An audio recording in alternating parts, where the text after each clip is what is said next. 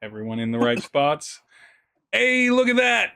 Welcome back to Dying of Exsanguination, A Curse of Strahd. I am your game mommy. My name is Steve, and I am joined by my Scrio Trio. Say hello, Scrio Trio. Hello, Oh, Scrio Scrio Trio. Trio. Closer every time. Closer every time. I One think that day, one was the best we did. gosh, we're Yeah. getting there. We're getting there. It's a Helps only have skill. 3 of us. That is true. It's a skill set, and all three are on in the Pacific time zone, so the servers are closer. The transmit is milliseconds or nanoseconds faster. But we are back here in Barovia, in the town of Vallaki, and in a little toy shop. I'm gonna do a bit of a recap, but acknowledge up top that we are without our very, very lovely puppeteer of Esther. Sunfye is unable to play in this session, and I believe the next session as well. So we will be a Scrio for a while, a Scrio trio for a while. But until then, let's get back into the toy shop. Blinksy's Toys was the end location. Yesterday, and more importantly, last session, was busy. You all were at the St. Andrew's Church. Tried to call upon Arena, but she seemed elsewise wrapped up and would go looking for you eventually. Talked a little bit with Mother Lucia. Walked the grounds, discovered some ritualistic spells by some graves, some doors that were covered up, some delicious carnival meats, casual conversations, but we're just kind of killing time, really, trying to wait for the heat to come off your rooms at the Blue Water Inn while Lady Wachter and her various thugs and children, not mutually exclusive terms, were trying to get their hands on you. And after leaving the church to review and double check, it still seemed unclear and unsafe to return back to the Blue Water Inn. So you decide to head to Blinksy's a little bit early in preparation for Mwezi-Mwezi's aforementioned meeting with some sort of contact set forth by Madame Ava and facilitated by the monkey slash person from Dragon Ball Z, Piccolo. Upon waiting for Blinksy to close his shop and lock up for the night, as well as waiting for Mwezi-Mwezi's contact to come, you decided to all make a collective pot of beans and sausage and cheese, and it was delicious. And all learned pieces of Blinksy's 90-minute bean stirring hot pot or hot plate song, so that he knew exactly when it was done. Mwezi-Mwezi did meet his contact, a Dalmatianish patterned lycanthrope, werewolf, were-hound, were-something, by the name of Berold. Berold was an affable person that super immediately took to Mwezi-Mwezi, nicknamed Mwezi-Mwezi M&M, let the group know that they could call Berold Rolled Gold, and invited them to come back to the pad and hang out with the canonical squad, the in-universe squad, of good lycanthropes and were-people, and help them deal with the bad, more cursed were-people of the lands of Barovia. Unfortunately, it was several days' trip and would take them away from the Festival of the Blazing Sun. And so a sending scroll would be provided in order to reach out to Rolled Gold when you all were ready to bounce, and he would come back and escort the rest of you in that direction, if that was indeed the next direction you were going. And then you went and crashed out in Blinksy's back room. There was a clown doll. There were clown dolls all around to be handed out that were double clowns, upside down, different clown. Um, uh, uh, and and a haunting portrait of Sergei and Tatiana. Sergei being Strahd's brother, and Tatiana being a dead ringer for Irina. All kind of falling into place for Belladonna. And with that, we return to the next morning.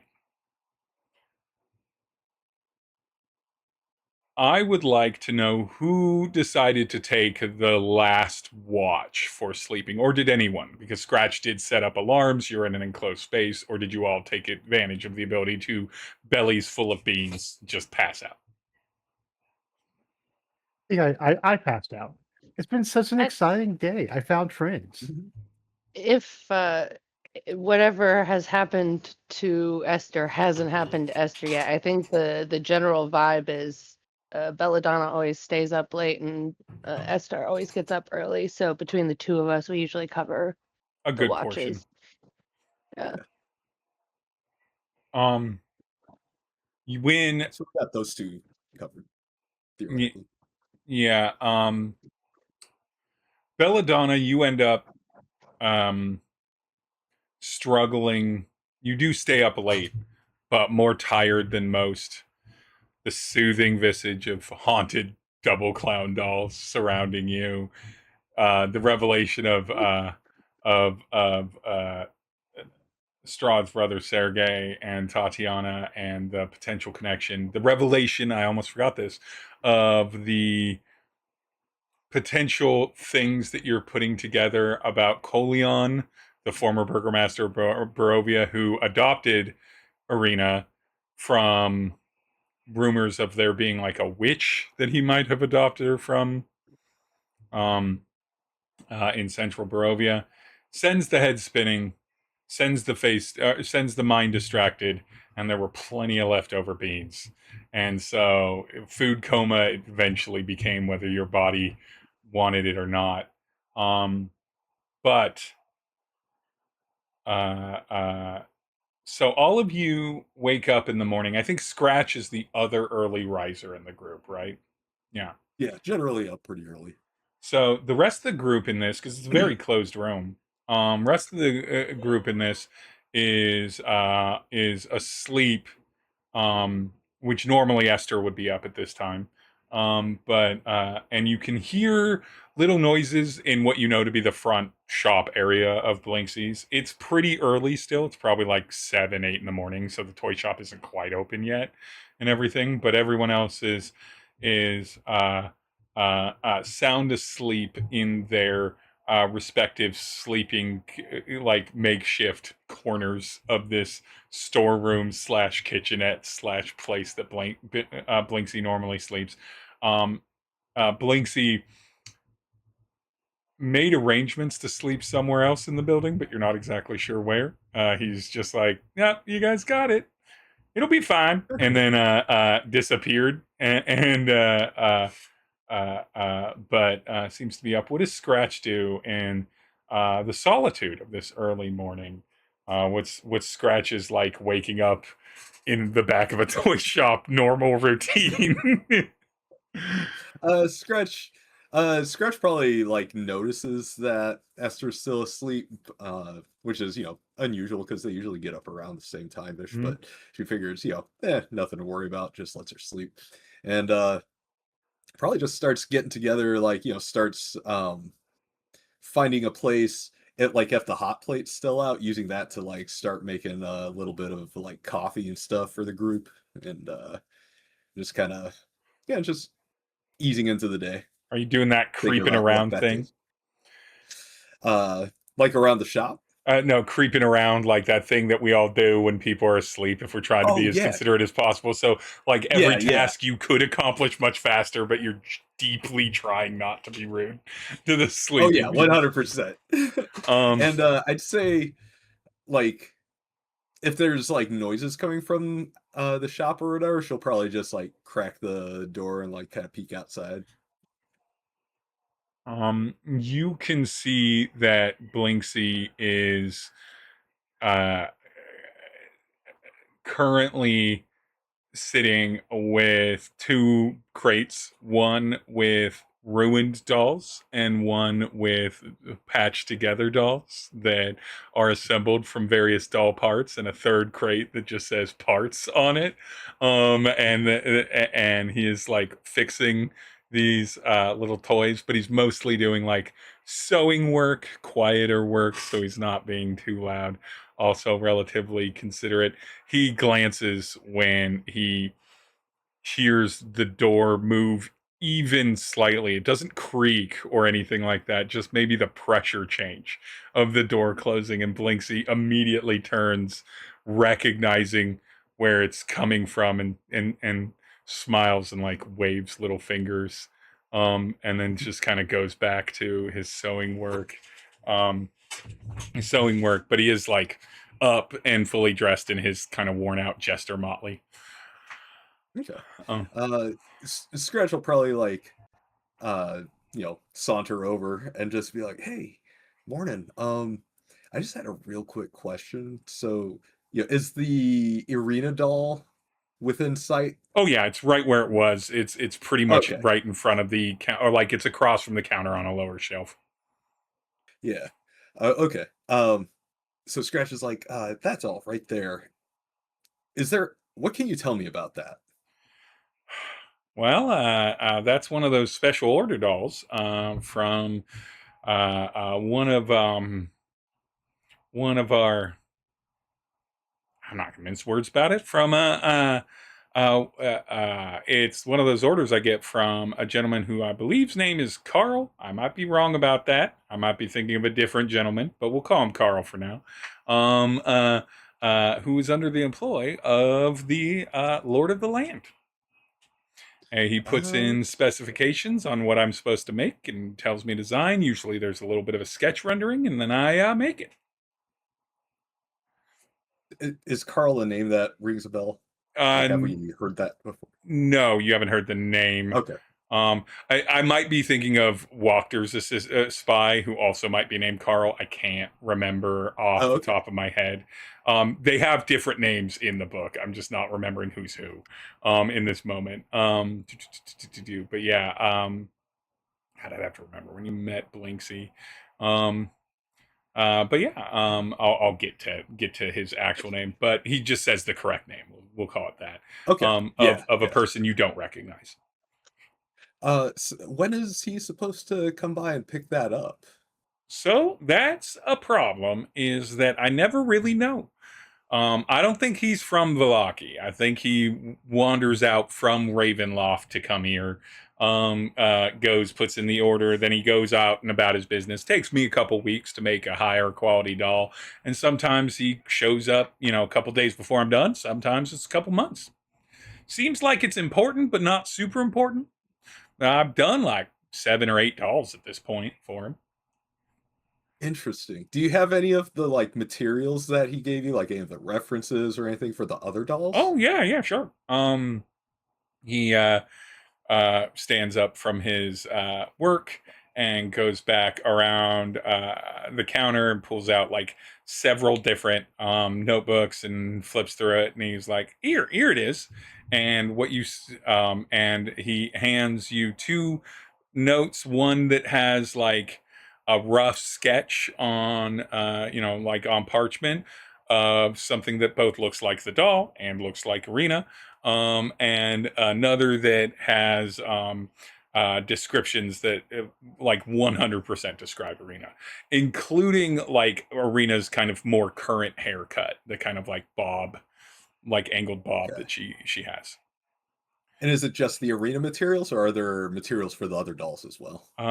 He only hands you the Arena materials, but okay. It looks like he might have more. He just hands you those because you're talking about that doll in particular. So Scratches look at them, and she's kind of acting like she's just appreciating the craft, right? And she's like, "Oh, this is great stuff. How about the other ones? Like do you have any of the other references for the other dolls? Yeah, I've got other references for the other dolls. I know you're a tinkerer. I know you were interested in the automatron. I guess you'd be interested in all kinds of fabrication, I suppose. And he Oh starts grabbing it out, and yeah, you see a number of descriptors for it. And because I've already mentioned it, um, the one that you would recognize is the one that matches very much the man in the painting. We didn't discuss it because it's where we left off. Would Belladonna have communicated who those two people were in the portrait? Sorry, please refresh me one more time. Which people in which portrait? Sergei, who is Strahd's brother, that was Hmm. originally betrothed to Tatiana. This goes into the kind of spoken word folk history of Strahd's arrival to Barovia, much of which is hard to exactly pin down what is true, but everyone's pretty sure that he has a older brother, or had an older brother, that was engaged to a woman named Tatiana. And that's Yeah, I who would. you saw in that. So that means that Scratch would then recognize descriptors and a sketch that's very similar to the portrait that Blinksy brought in to help you all sleep calmly and make it a little bit more homey back there. It's just two serious looking people in a classic, like, Central European staring at the painter, like 16th century portrait of a couple. Like American Gothic. Like American Gothic, but Barovian Gothic. There we go. Barovian Gothic. But yeah, and the others you do not recognize. And there aren't names on them, just kind of like basic descriptors of what someone who does a lot of portraits might call a painting. So it'd be like, woman with red hair, and brooding man, and stuff. So like very broad statements for who they are. Scratch is like, thanks so much for getting me these. Is it alright if I borrow these for a bit and just take them into the back room while I eat breakfast? I just want to peruse them. Yeah. I mean, that's fine. If you're interested in them, I'm more than happy to let you borrow whatever you want while you're here. Certainly. Thank you. Oh, and we got coffee. I got some coffee brewing. It should be ready in about like 10-15. If just the others are asleep, so be quiet. One day I'll make the coffee, and then you can hear my coffee making song. Hell yeah. So she gathers up the papers and goes back, and like whatever space that she cleared out, like whatever space she set aside for like her tinkering, she like clears that aside, and then like places out the papers, and then she gets out some of her own parchment with her calligrapher supplies and stuff, and basically starts like while the coffee's brewing, she kind of bounces back and forth between like whatever needs to be done with the coffee every now and then just like she's like copying the basically the information, like doing a summary of notes, and then like trying to copy the drawings as best as you can. Certainly the notes, no roll necessary. And I'm going to say that this is more related to how Scratch perceives schematics and like technical drawings. So I'm going to say that it would make sense for you to use your spellcasting modifier in this and add proficiency to it. So whatever you would like to, like, so it's int plus proficiency, which I'm sure you have a skill that already does that. But yeah. Oh yeah. All right, so that'll be a +6 on. Oh, that's a nat 20. Perfect renditions. Yeah. Arguably integrating the descriptions. Nothing presumed. Like, describe for me the masterclass of Scratch's sketch work here. And because it's a nat 20, we are now going to say that you, unless you are sketching something incredibly complex in a pressured amount of time, do not need to roll. You can always accurately re-render something. Awesome. If you're looking at it, or what the pieces look like, or you're both in real life and in like book or sketch. So basically, I think she basically like what's the word I'm looking for here? We'll go with combines. Like combines the like notes with the schematics. So like the schematics are like detailed and basically has like the relevant parts of each note like wherever it needs to be, and then there's a margin for just miscellaneous notes, so that like it's real easy to read at a glance like what it is and what all the relevant information relates to what. I'm only going to broadly speak to it now because I don't have this prepared offhand. But give me an insight check with advantage as you do that, since you're focused on that. And I think right about now, during this time, is when maybe Mwezi-Mwezi and Belladonna would start kind of rousing.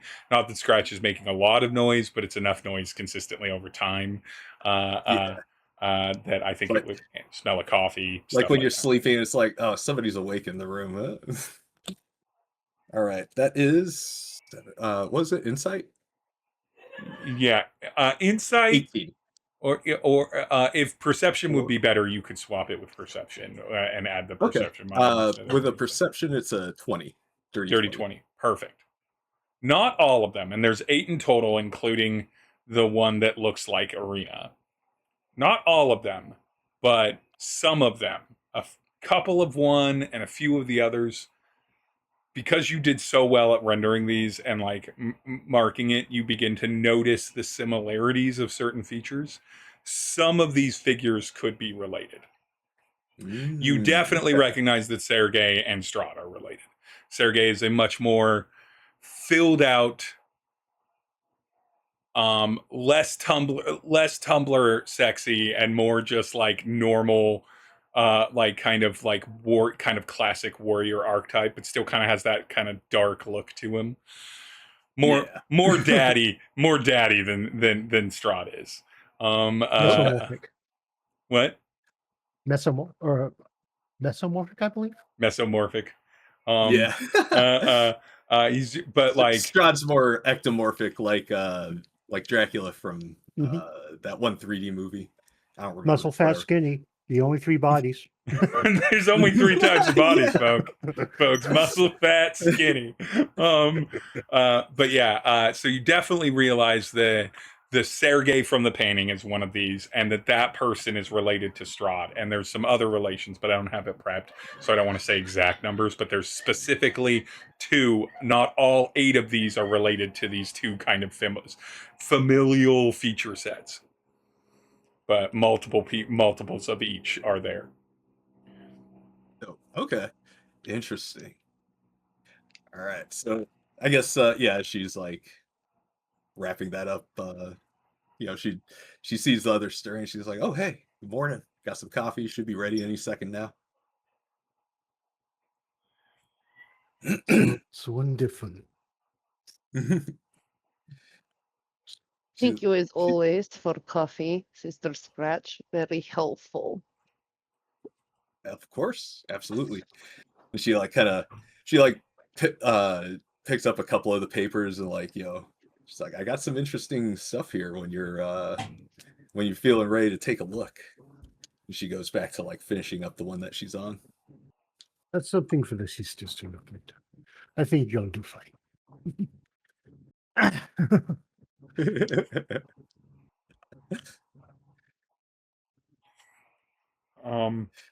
As you all begin your morning time, things begin to settle in on sort of the space and time that you're in. You have 2 more days till the Festival of the Blazing Sun kicks off. You are not sure if they stayed the night overnight and everything, but you know that your rooms at the Blue Water Inn or room at the Blue Water Inn is compromised from Lady Walker's crew. You do know that there were prisoners in the stocks in the town square that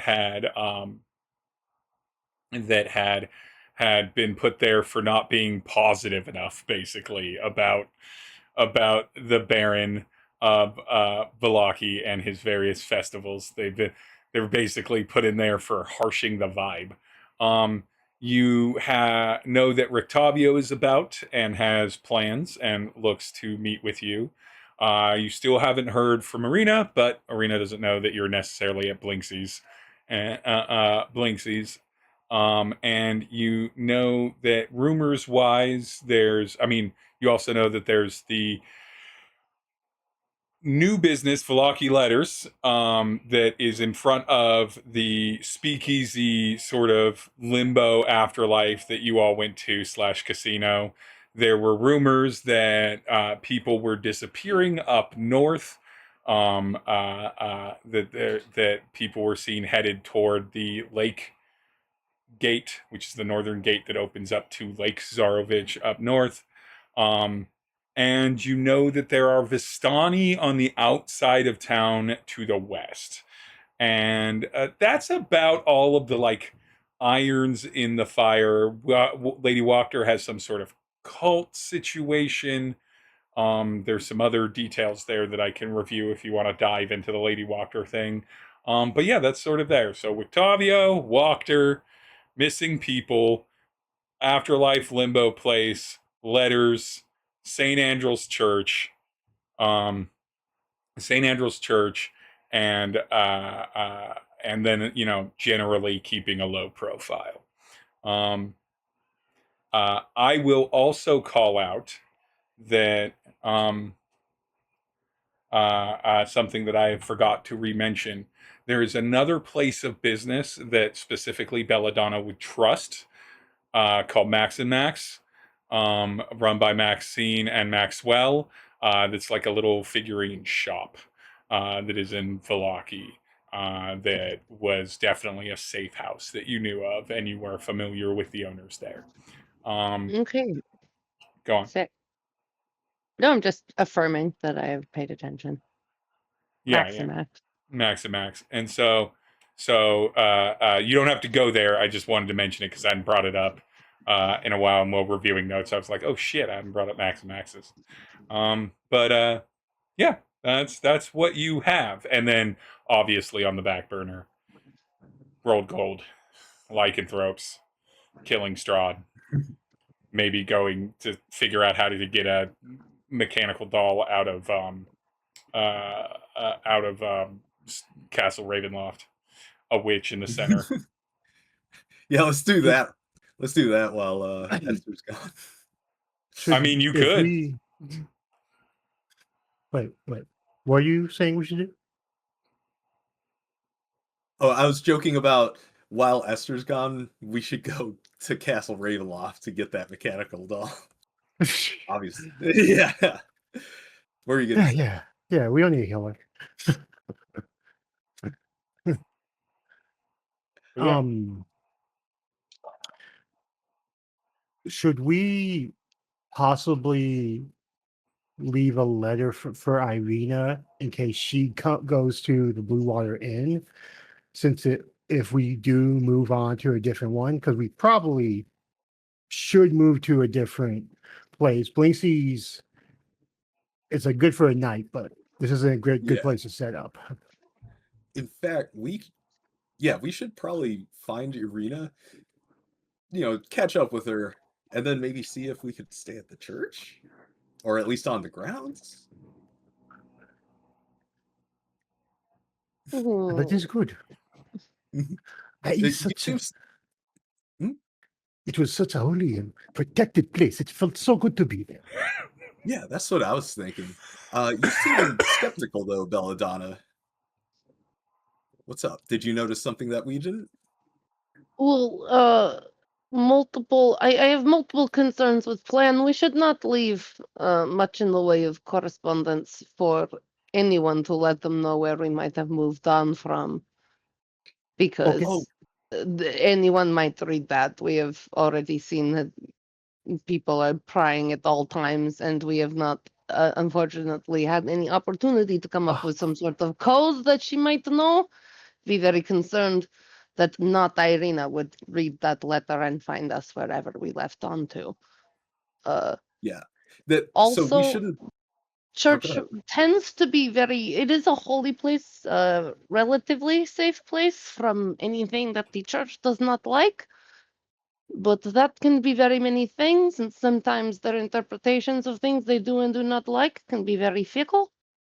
It generally comes with many rules. I am not saying it is bad idea. It's just when you stay at church sacred grounds, you usually must surrender goods and participate in both rituals and chores, which I'm not opposed to pitching in, but I don't think any of us at this time of vulnerability would like to have little like fun monk sort of vacation. No, Why not? that's a very You'd get the gods on your side. yeah. That is No, that's not necessarily true. The gods are also very fickle to their most devoted, let alone those not of their fault. They're just for a quick spot. At yeah, least in yeah. Barovia. I do not know what the gods are like where you are from, but here they are not so generous. I do not know how the gods are like. I haven't met them. I wouldn't trust the gods here, but that place did seem pretty safe. But you make a really good point. So, we'll ask. We'll be careful, but wouldn't hurt to ask. But yeah, as far as the letter, definitely not a letter. We should see if we can find Arena and then tell her ourselves. So that We verbal. can certainly try again, but they were very cagey about letting us see her last time we went to call for her. We stayed around for many hours before we had to leave. I have an idea for that. Okay, Yeah. phenomenal. It will require me sneaking around probably by myself so that I don't get caught. But yeah, if y'all are okay with that. If you'd rather I not sneak around and do some breaking and entering, casually, just let me know. We could figure something else out. No, it is fine. Yeah. You are very good at sneaking and entering, Sister Scratch. Awesome. All right. So maybe we do that and then we check in on the missing people. Which See what that's missing about. people? Many sets of missing people. I don't recall exactly. A voice in my head was telling me about it. There was a rumor that you overheard while you were trying to gather information about various things in Vallaki. You were trying to hear something specific, but there was kind of a middling to low roll. And so you'd heard rumors that people were going. There were a surprising amount of missing people. How do I phrase this in Barovian? Barovia loses people. Vallaki loses people. Like, that's not the surprising amount. The surprise is that people would go missing, and there was a kind of a developing story of a few of them where the last they were seen was in the middle of the night. They were being escorted by someone out of Vallaki, so from interior city to the northern lake gate, and then they wouldn't come back, and the only bits that you got about them was that nobody seemed to know who the person, like, no one had a beat on the description of the person, like, not, and it's not that you investigated this, it's that when overhearing, nobody mentioned like a consistent, like, oh yeah, it was this guy that was always seen with them or anything like that. There was just like, yeah, I think I saw them walking with someone up north and through that, and then that was the last time they'd seen. And that's a little unique because when people go missing, usually you roll to the story and you find out how, like, very quickly. Most people were like, yes, they said that they were going to go to the village of Barovia, or they were going to go on Old Svalak Road to the west or something.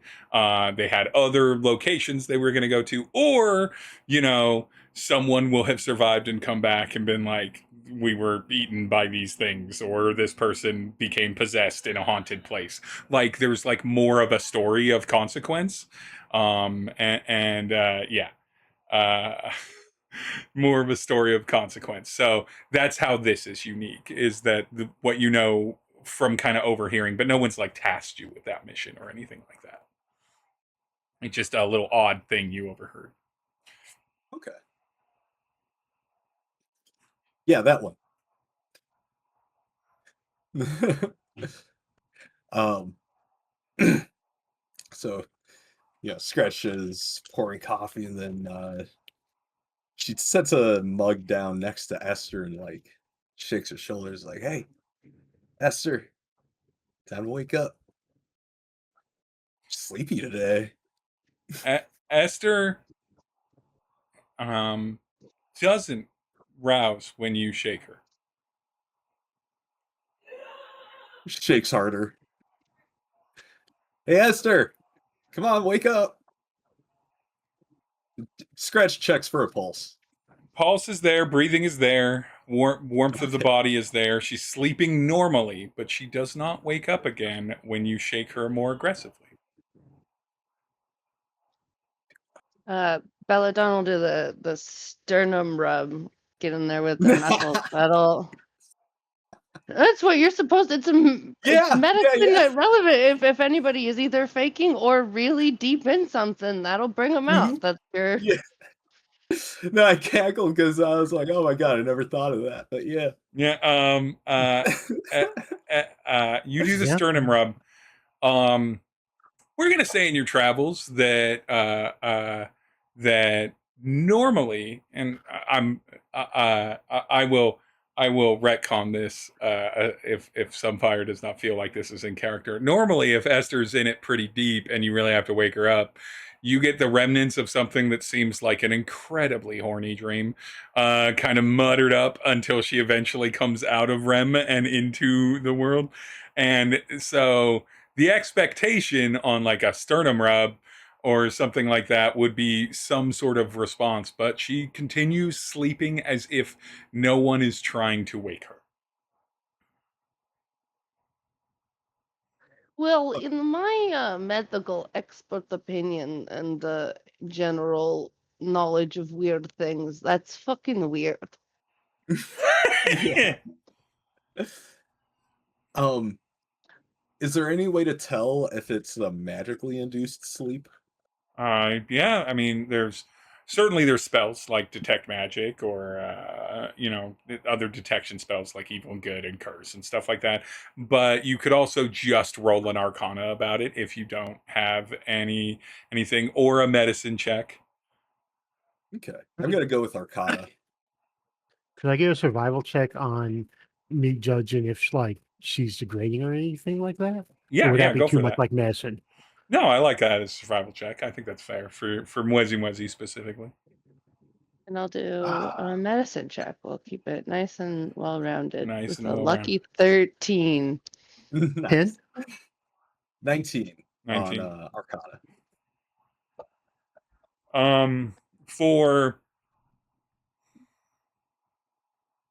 For the 13 medicine check and the 10 survival check, she seems fine. She ate a full meal. She, again, temperature seems normal. Breathing seems normal for someone in a deep sleep. If you do the little trick where in attempts to either wake her up or check on her, to like look at her eyes or anything, nothing like weird is happening there. Um, uh, uh, with a 19 Arcana Scratch, the only thing I can give you as an Arcana check is you're pretty sure there's not a spell on her, but something feels supernatural about this. That's about as far as so this isn't like a sleep spell or like a hold person or an unconscious like effect like you might cast on someone if you had the ability to. But it does seem supernatural.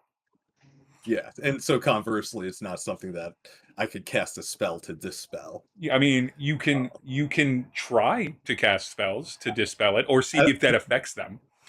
I don't have any good utility spells like that. It's almost all combat related.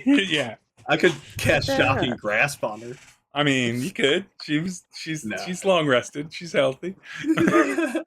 Are there any pastry crumbs around? Does her breath smells like delicious meat pies? Did Uh, she hold out on us uh, uh, and OD uh, on dreamy meat pies? as you all watch Belladonna open her mouth and put nose real close to smell her breath, maybe checking for poisons. Maybe checking for meat pies. Who knows? No smell of Genuinely meat not the pie. weirdest thing you've seen Belladonna do I think this it's an morning. but no, nothing remnant of a meat pie. Just the just like a mixture of like your dinner last night and a hint of hard lemon candies that she has. Okay. Yes, this is clearly something is affecting her. Clearly she is in a deep sleep. You do not know what, and but as far as it appears, she seems not in any form of physical distress. Well, I think I rescind some of my earlier hesitation. Perhaps going to the church would be a good idea. Yeah. We Yeah. need we need a safer place than this to have her if she's going to remain asleep, and somebody with more knowledge of healing than we have between us. Yeah. Agreed. Well, isn't this just? Uh, so what's the sense of urgency on getting her from toy shop to church? Do you all just have like knowing that she at least physically doesn't appear to be in any kind of immediate threat? Do you all take your time? Do you all like kind of quickly gather things up and get ready to head out? And Like, then, oh, go on. yeah, like I want to gather things so we're ready to go because we were planning to leave anyway. But we are definitely. I feel like if he has to do it himself, Mwezi will take Sister Esther to the church, even if he has to be the Oh, one who's carried all the way. Which I don't think. I was gonna say we're gonna. I was gonna. Belladonna was gonna immediately start looking for some sort of wheeled chair. Just get a Yeah. nice Afghan, throw it on her lap. Granny's taking a nap in the wheelchair, and then we'll I have a like nice that. Sunday afternoon on the town.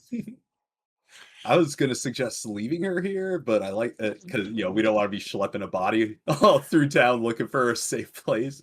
Um, I wanted but you like a to wheel, weekend What at doesn't Bernie's, Esther, happen? so bad. I wanted you to weekend Yeah, at and Bernie's, that's what her, we're and going to that's do. a much more reasonable solution to the entire weekend of Bernie's franchise. Is if he was just in a wheelchair and people were like, he's not feeling well, everyone would have been fine. Really would have undercut the whole conceit of Weekend at Bernie's. But indeed, All I'm you're saying is, if you don't think I'm going to be using prestidigitation to do silly things, then you are a fool. Esther is easy enough to move around, and I think because you're in Blinksies, I don't think I'm going to have a luck check rolled. If there isn't a chair with wheels on it, between Scratch and Blinksy, there's definitely chairs. There's definitely wheels. Wheelchairs exist in Barovia, so it's not a novel thought. Um, uh, uh, uh, uh, so, um, it's not hard to come by a conveyance that is convincing for sickly old lady. You fortunately Esther does fully get into her comfortable like sleeping gowns and stuff. She does not just sleep in her combatant outfit, which barely looks like it's beyond a gown as is. And you're able to kind of collect up her stuff, blanket, Afghan over the form, and yeah, you all are collected and wheeled out, or able to wheel out of Blinksies. Um, I assume it's church directly. It's St. Andrew's Church, as this is the, pressing, the recent news of the morning, if you will. But is there anything you want to do on your way there? You can easily, sidestep to other things. Esther seems mostly in hand. Probably straight to the church. Maybe see if the family's still in the stocks on the way. Yeah.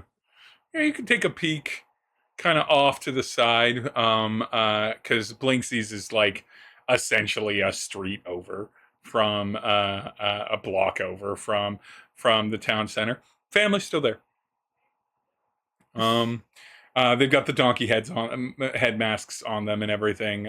Still, nobody's talking to them. You can't tell if they're conscious or not, but nobody has the limpness of death or the rigor mortis of death either, and so they seem to be in the stocks. Okay. On to the church then. Well, Unless anyone else has ideas. Yeah, there were like a few things you mentioned that could be, but I don't. I didn't catch a lot of them, or I've now forgotten. that's 100% fine. You've got a good couple days, and it's only the morning of day one of things. You've got plenty of time to go out and about and poke at pull at various strings in Vallaki. For now, though, you head your way toward St. Andrew's Church. Whoever has the best deception should roll with advantage. The DC is 5 because you're using a wheelchair. This isn't about anyone being like, are you carrying a magically supernaturally sleep-induced woman? This is more about, does anyone even like talk to you on your way, or is it a fairly easy, unfettered process? My deception is pretty high. I've got a +4. Mine's only +1. Okay, that'll be me. And you said with advantage? Mm-hmm. Oh, good, because the first roll was a 6 total. I mean, a 6 would have beat the DC of 5, so you still would have been fine. No. But 21. 21 21 is my second much better total. Nobody in any location, even the nicest city in Barovia, which is Vallaki, nobody is surprised by an elderly person being pushed in a wheelchair.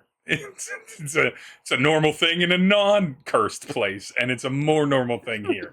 So nobody bothers you. People like acknowledge that you're walking by them, but nobody seems to take note of your or special note of your passing.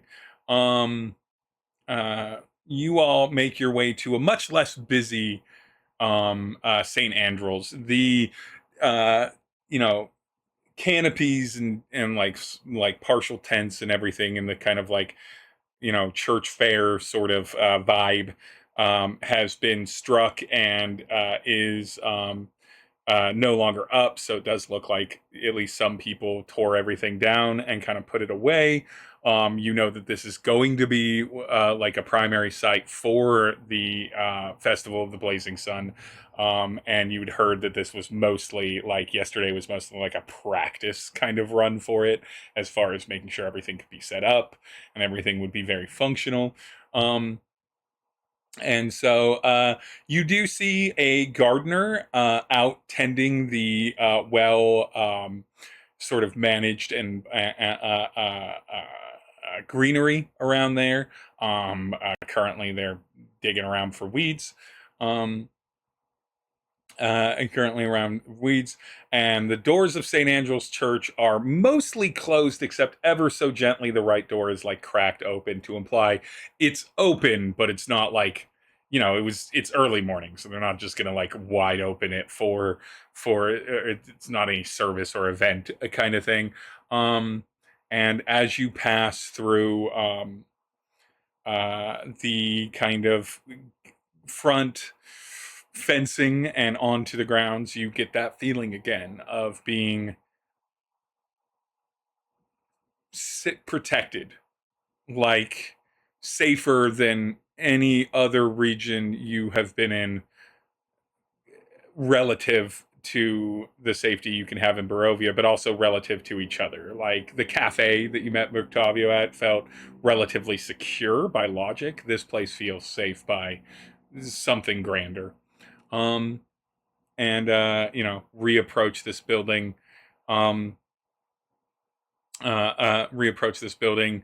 Do you head straight on in to see if Mother Lucia is about? Or are we now, That before you do that, you have the opportunity to do different things. It doesn't seem like anyone other than the one groundskeeper is like on the property as far as you can see. On the that exterior. Mwezi-Mwezi's first intention is just immediately go to Mother Lucia, but he's easy to stop. Yeah, Before either we to Mother Lucia. Oh, sorry. Go ahead. Oh yeah, I was just gonna say, so before we get onto the grounds proper and before Scratch can be like Mhm. identified by anyone, Yeah. um Scratch like stops and is like, all right, you two, go in, just check, see if you find her or whatever. If like I don't hear from you in 5 minutes, I'll go in myself. But if they're being cagey still, just go ahead and like, act like you're leaving the ground, and then I'll do my thing. Do a little scouting. I will try. Okay. I think that may work. 5 minutes may be a little short, but I trust your sense of timing on such matters. Okay. Scratch. No real stealth roll. It's too early in the morning still. Like, Vallaki is not an early. You're not over by the stockyard where they would be busy. You're on the opposite side, so there's not a lot of traffic here. So I think we'll just call it that Scratch is both a smaller person and good at this. That there's no role necessary for you to stay inconspicuous outside. Um, uh, uh, but uh, uh, Belladonna and Mwezi-Mwezi wheel in Esther toward or into the front of St. Andrew's. Um, the door easily, it's heavy, but the hinges are well oiled, so it's easy enough to move. The large wooden door, and roll Esther in, and you find Lucia. Uh, you find Mother Lucia currently uh, sweeping sort of in between the rows of the pews, battling a kind of endless amount of inherent dust and um, uh, uh, earth and other things that just trail their way into a church that is accessible 24 hours. You do also see that there are a couple people scattered in across some of the pews. There's not like a service being held. Um, there's a couple toward the back right that seem to be quietly whispering to each other, well hunched over some book that they're both reading. And then there is a single elderly man, sort of maybe praying, maybe sleeping, hands folded neatly, resting on the pew in front of him, eyes closed, head bowed down. And then Mother Lucia is just brushing or using a kind of a broom to clear out the aisles on the other side, but is not speaking to any of these people here right now. And upon the doors opening, kind of looks up and acknowledges the three of you, um, uh, uh, uh, and everything, but continues sweeping unless you specifically address her. People come into the church just to quietly pray often enough.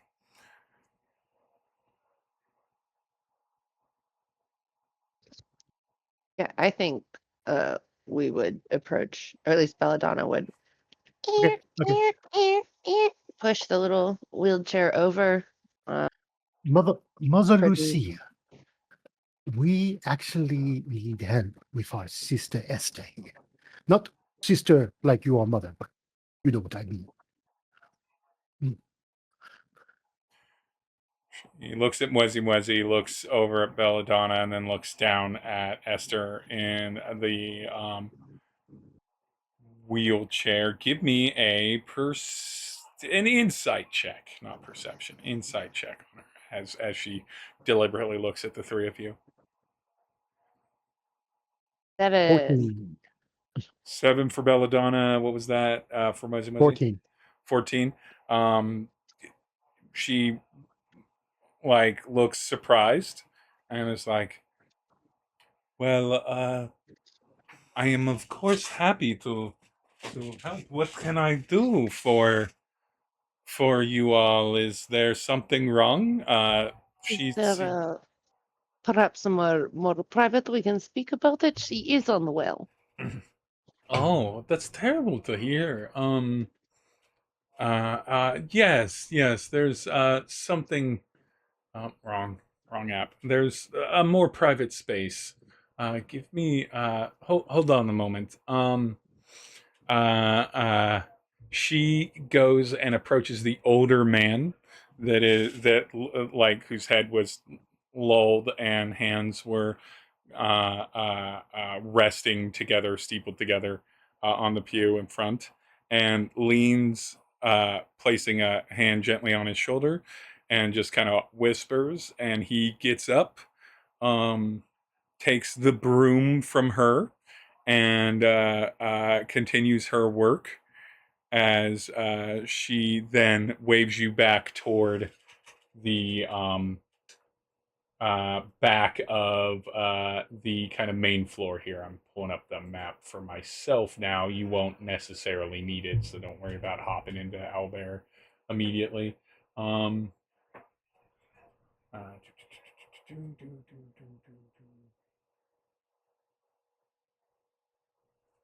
Uh, this one. Just a moment. And so she takes you back toward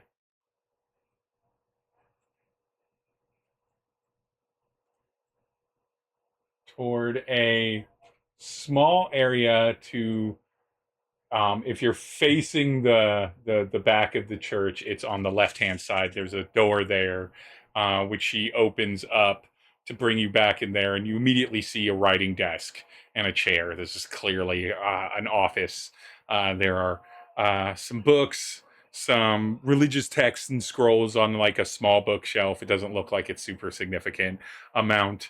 Couple small statues that are in line with the kind of statuary and stained glass of maybe rendition saints. Nothing precious, more hand carved or commonly made, sitting on her desk. And she has you wheel Esther back into this room, and is closes the door behind you.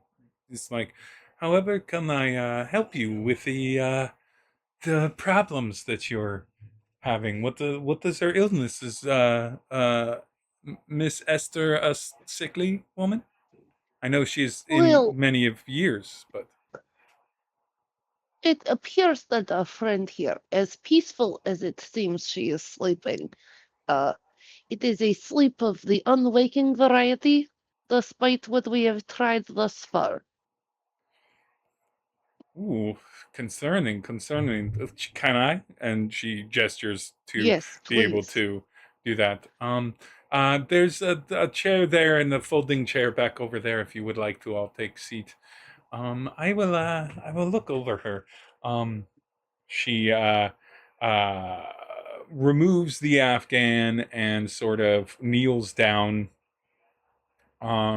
still in her all white sort of vestments with her kind of wreath laurel around her head, gently looking over the body, checking the eyes, checking her hand under the nose.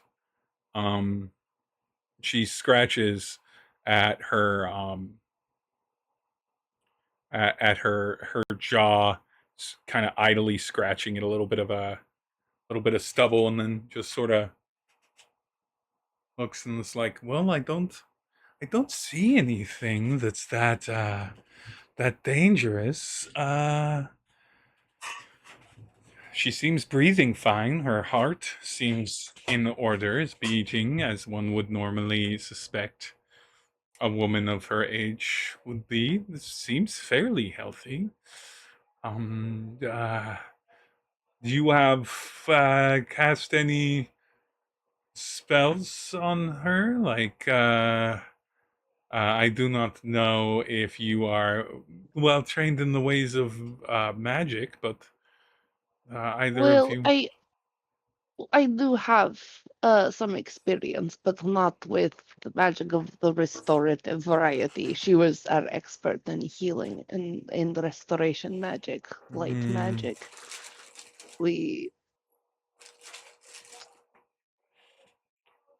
Mine is a little more utilitarian. You. I mostly know how to kill things. It's a very good skill to have. I think most people in Barovia would benefit from more of that. She looks over the form and she's like, "Hold on, let me do some magic about this. Give me but a moment here." And she kind of goes to grab a handful of items from a shelf. Belladonna, you recognize these as like components for spellcasting. And she is going to.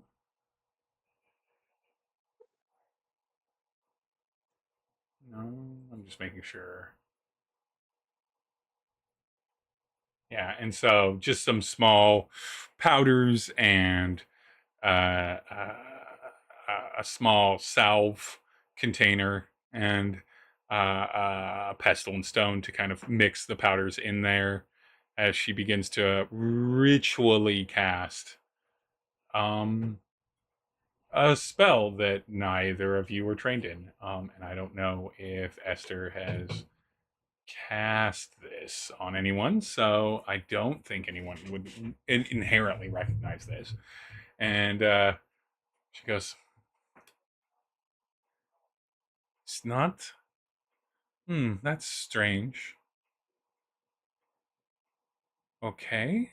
And she begins work on another spell. Now, this is taking a few minutes while you're there. What are you two doing? Are you just kind of quietly waiting, or are you trying to engage her to conversation while she does this work? No, I I'm just twiddling my thumbs. So I first off, Mwezi did not sit down because he's worried about Sister Esther. But no, he's just very focused on Lucia.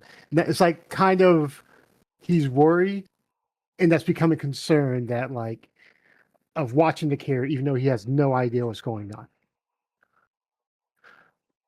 on.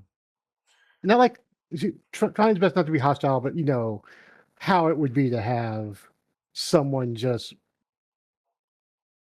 looking at you like that. Yeah. Lucia glances up at Mwezi-Mwezi occasionally, but doesn't seem bothered by your posture. This is you've met enough healers in your time to know that they are well practiced in concerned friends and family energy. Especially for something that is mysterious. And she goes, "Okay, well, I'll try this." And this this you do recognize. She just tries to heal Esther in a casting of cure wounds, and that doesn't seem to work. And very shortly after, she goes, stubborn. And I would like an Arcana check from Belladonna, and a the same from Mwezi-Mwezi, but with disadvantage for you, Mwezi-Mwezi. 16 for Belladonna.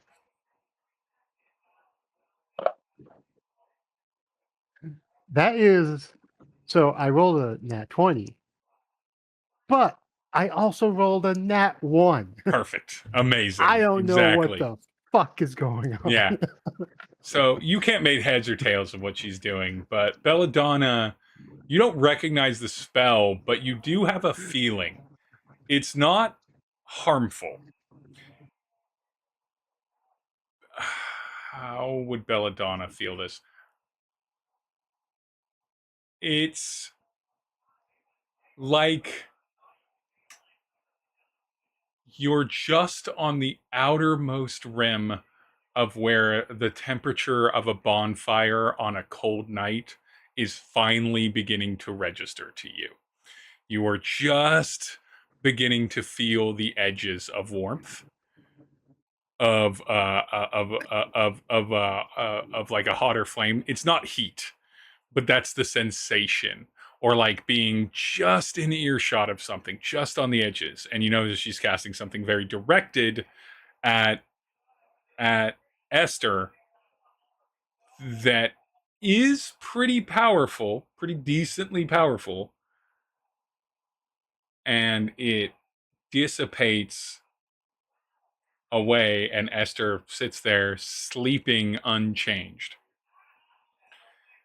And Mother Lucia looks and is like, okay, well, I can tell you what it isn't, and I can tell you what that isn't. It isn't a physical malady, and it isn't a malady brought on by a magical condition. Not all of them, at least.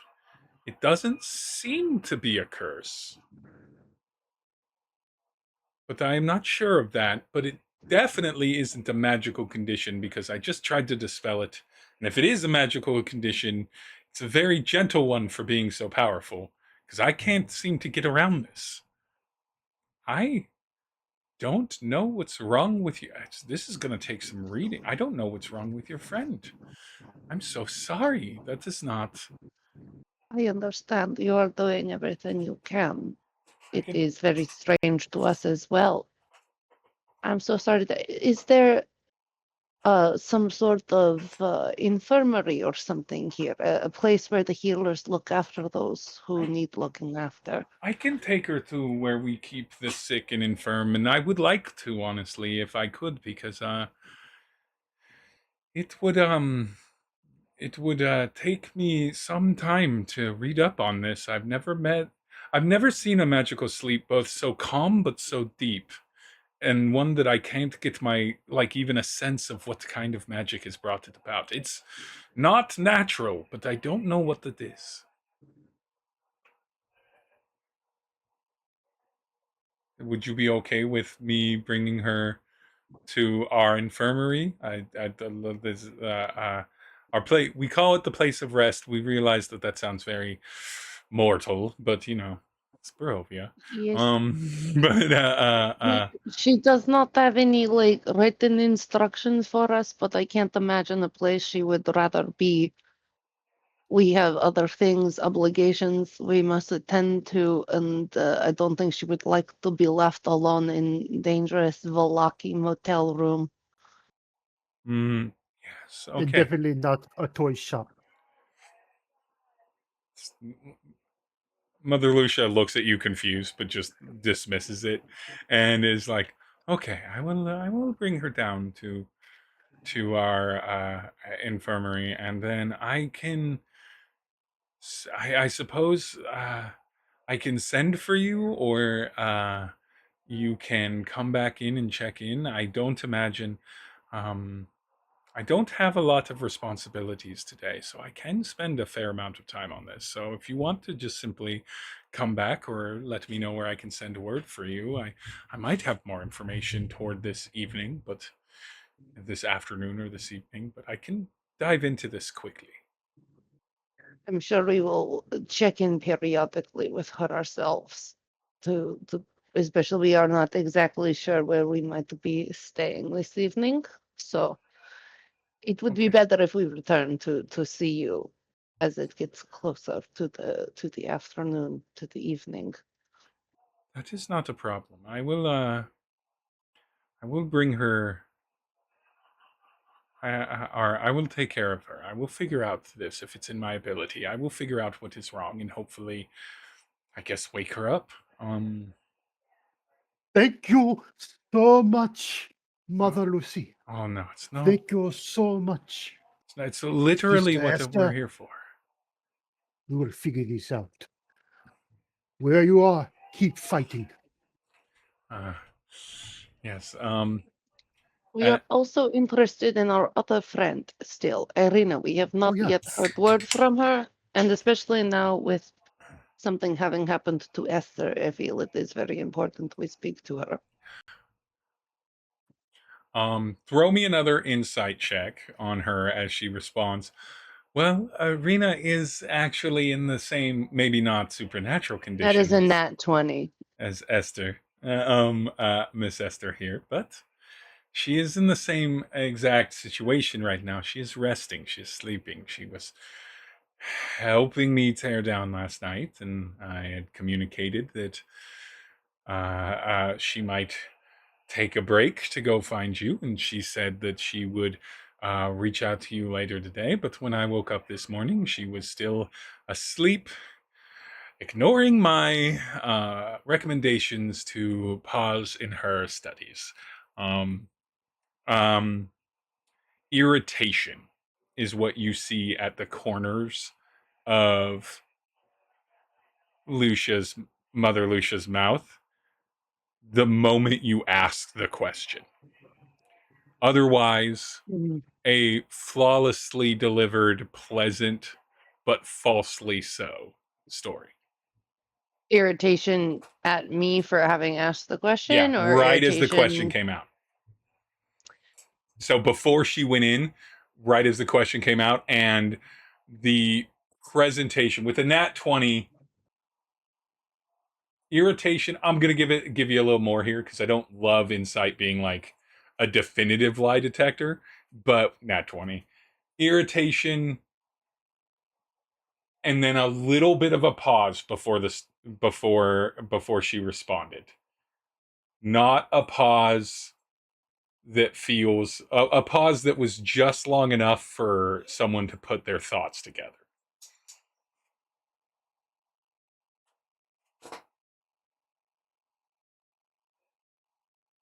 Okay.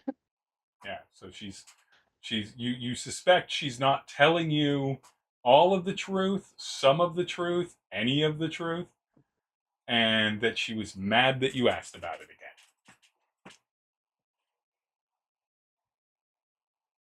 And she's claiming that Irina is also in a magical coma? Oh no, she's just saying she's sleeping. She's tired. She stayed up too late and she's still asleep. She's sleeping in late because she stayed up late studying. Okay, so it was a sarcastic comparison. Yeah. Okay.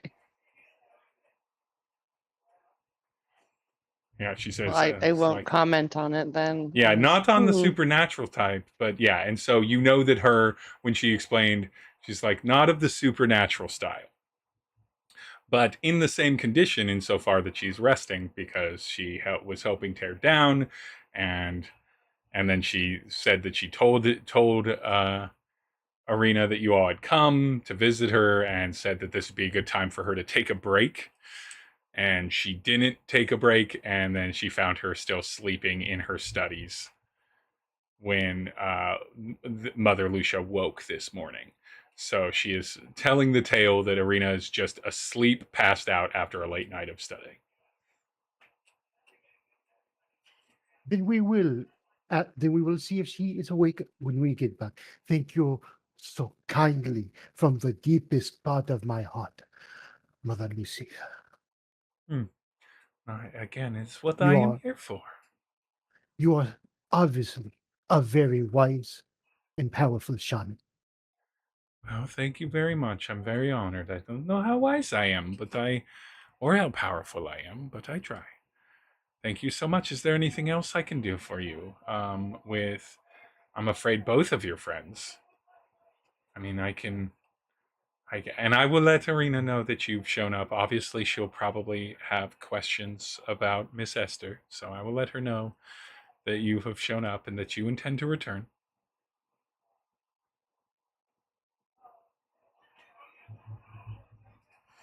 Anything No. else? No, I believe that is all we were hoping for at this time. If you have no other insight for us or anything we can do to help you improve Esther's condition. Not yet, but I will. I will figure this out. Yes, I will see you later, and I will hopefully have a good update for you. And you can see that there is, like, in continuing with your nat 20 on insight, there is a deep sense of it's being hidden, trying to be masked, but she is very relieved that you are going to leave now. And she opens up her office door to kind of usher you out, and then pushing now with Mother Lucia pushing the wheelchair that Esther has in it, and she's like, "I'm going to take her downstairs. Feel free to linger and speak prayer if that is something you are inclined to do, and otherwise, I will see you later." And she begins wheeling Esther in the opposite direction. In the opposite direction to a doorway that is on the right side, kind of to the right side of the stage. Okay. Unless Yeah. there is anything else you would like to do while we are here in Mwezi-Mwezi, we may want to go find Sister Scratch. That sounds good to me.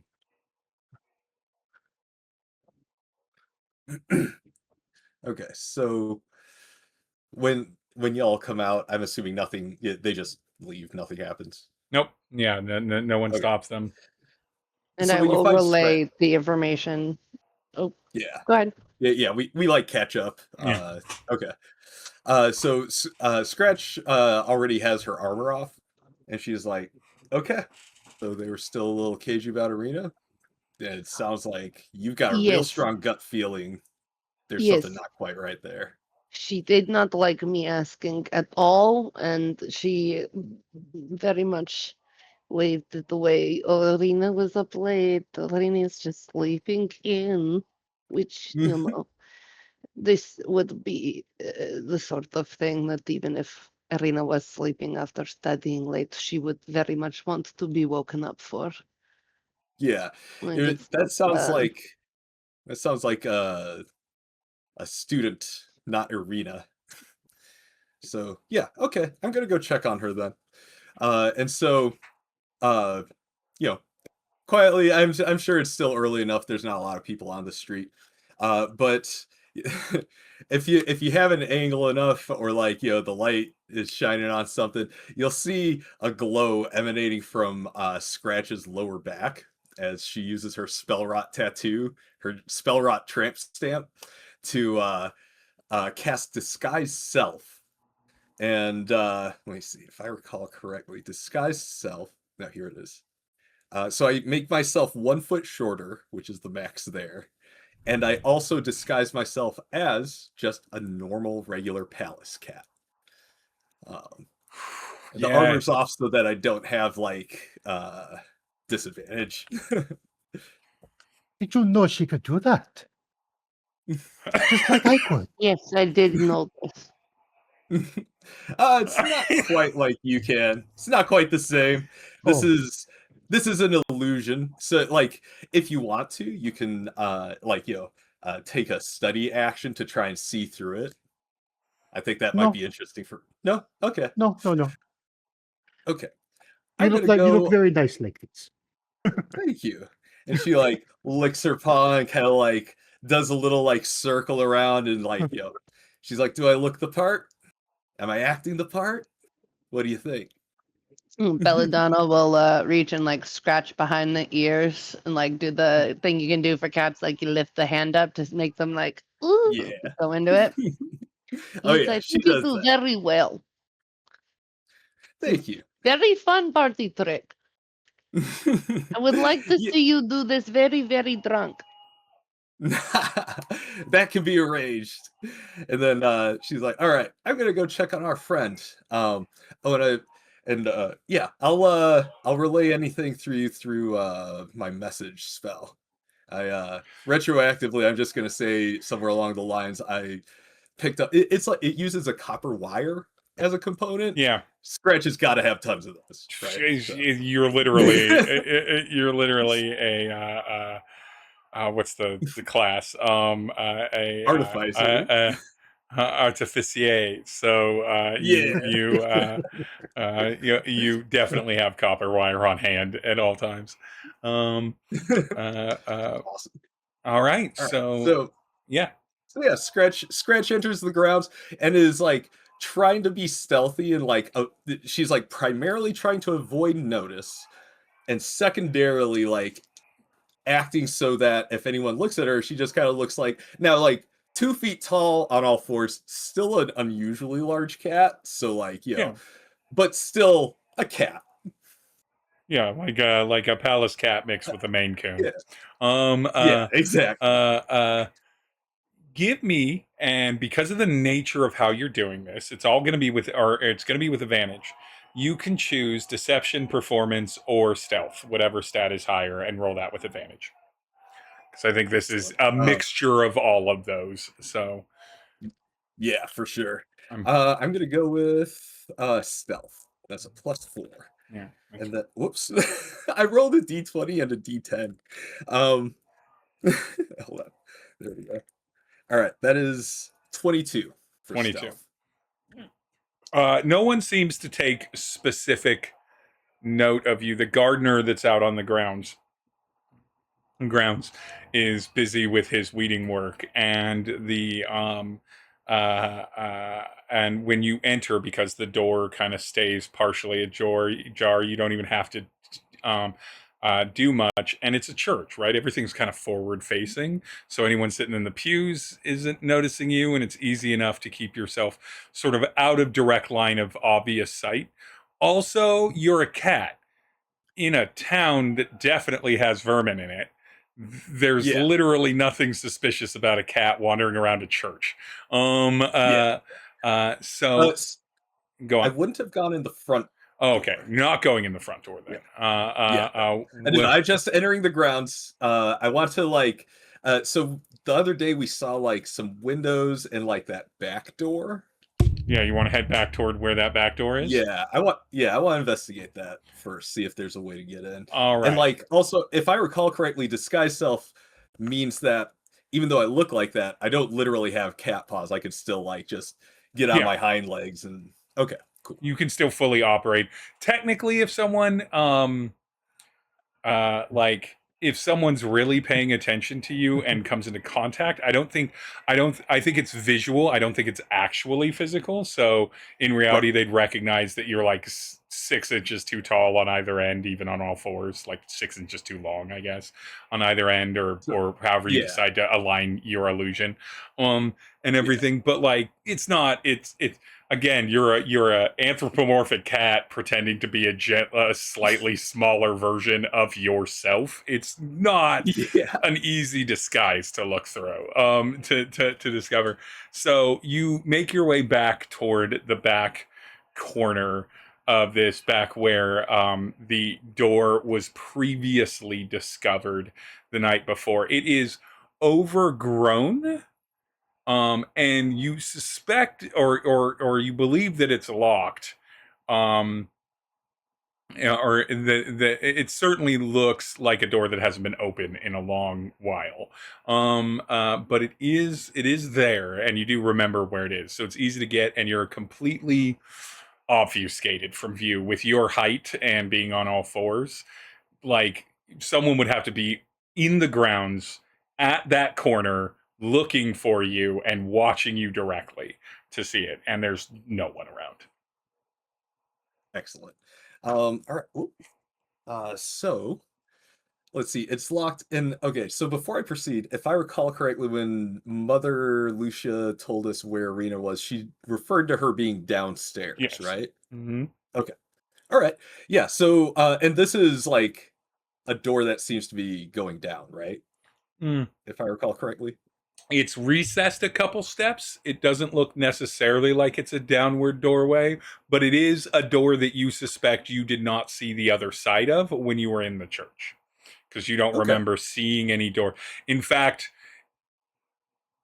if because you've got the time to like think about this, the end of the wall that would be directly like on the opposite side of this door, if it was a church, the end of that wall was the pipe organ.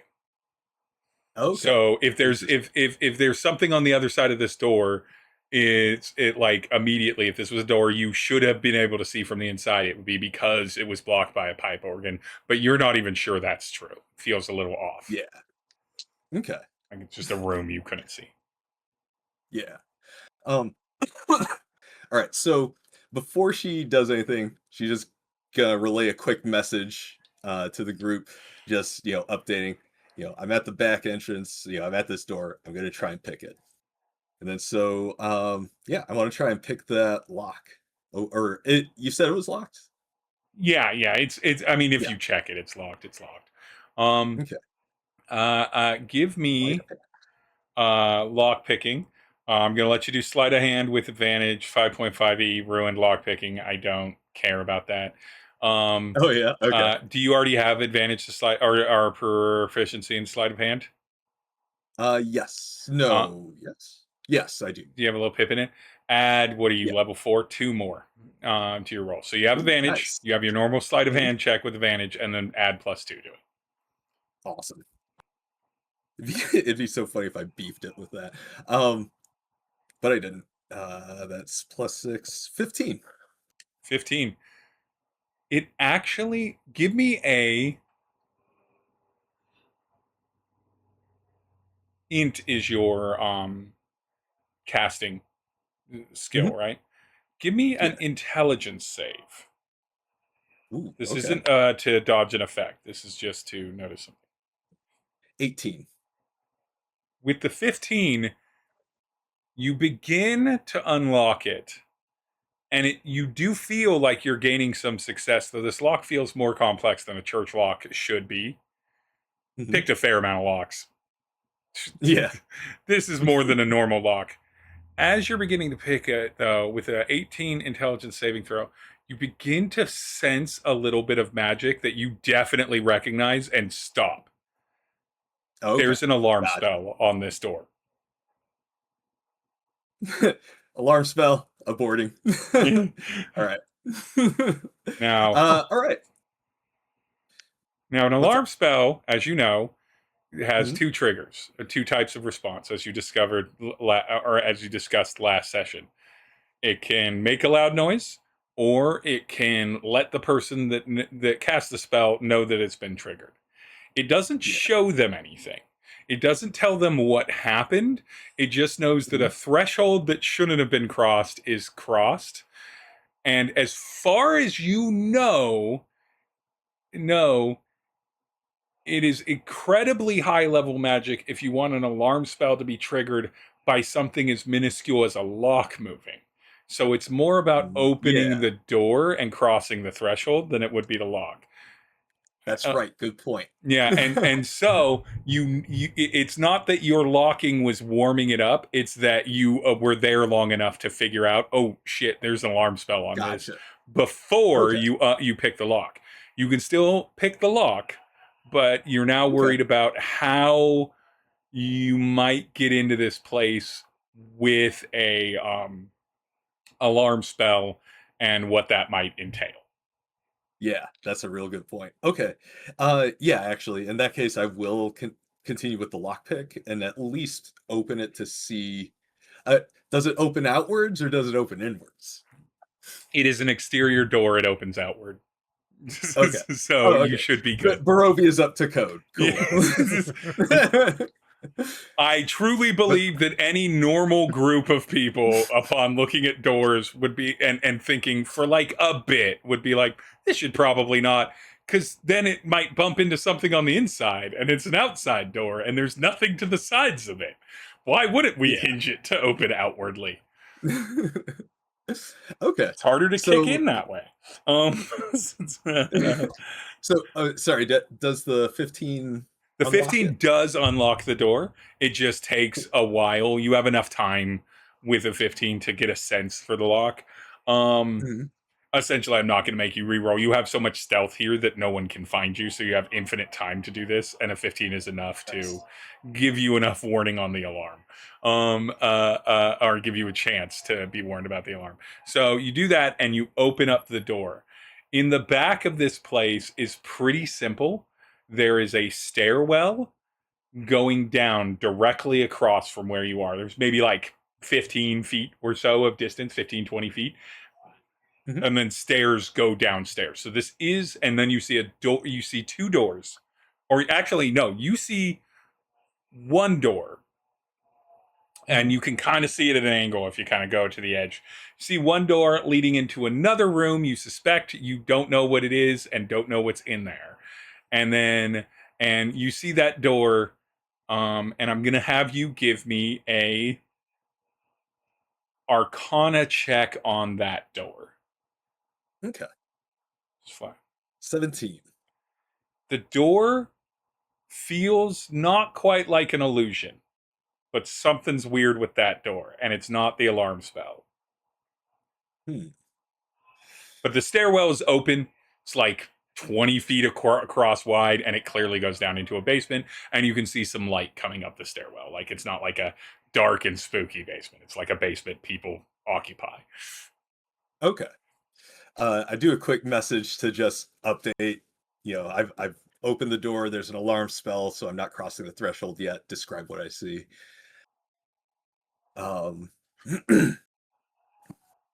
Somebody else should take message too, if possible.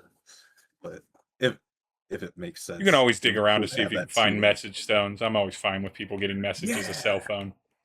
Oh yeah, I have replicate magic item. I could probably. Yeah, you could probably do a message stone of some kind. But yeah. Yeah, I looked that up. And I'll also take a little peek at my spell list here too. It's confusing because of the way my warlock subclass works, but Yeah. Spell casting in general has always been a little like, I don't know, high overhead mentally. Yeah. Is the way I think of it, which is I haven't dipped into it until relatively recently. That's the second D20 I've dropped. All right, so. Sorry to make sneaking into this church as hard as it is, but it is not a open church. There's something up with St. Andrew's, and it has reason to have these defenses. This is interesting because like if I didn't have like there's like, you know, not really a time pressure, but kind of sort of, you know, like I've got the group waiting on me and stuff. But if it was like, I would kind of want to like check to see if there's another way into that same area. Although, wait, can I tell if it's just the door threshold or like if they're doing the cube thing with the alarm spell? I gave you the alarm spell, or it heads up that you know that there's an alarm spell kind of on this threshold, and you have the spell alarm. Give me, I'm gonna say, give me an Arcana check. I need to look at the spell alarm. With advantage, because you know the spell. Okay. Nice. Oh, that's 25. Ooh, that's a very nice DC to hit. Give me a Yeah. moment to pull it up. No, give me the current one. Give me the current one. That's why I put 5.5 and not 5e. It occurs to me that if I discover something nefarious is going on here, and that as we just left Esther in their care, but maybe we could have done this the other way around. But whatever, we're here now. Yeah. Okay, what is this? That's what you get for being sneaky. If your wisdom was here to stop us. Okay, if it goes across that, then it goes to there. You know the alarm spells thing, and you aren't detecting enough magic with a 25 to presume that there's more than one alarm spell. Which means that in the area there's a 20-foot cube. If you were placing, since this is one of the edges in the threshold, if you were placing this alarm spell, the 20 feet in front of you and across in the doorway and the wall, great. Above the stairwell that is across from you, and let me, is this the fog? Where's the fog of war thingy? Let me clear this zone so that you can see it. I literally just remembered Owlbear Rodeo and pulled it up. Yeah, That's because wait. There you go. No, so you should be able to see the back right corner that you're near right now. Yep. This door over here is the one that kind of read is kind of illusion, but not quite.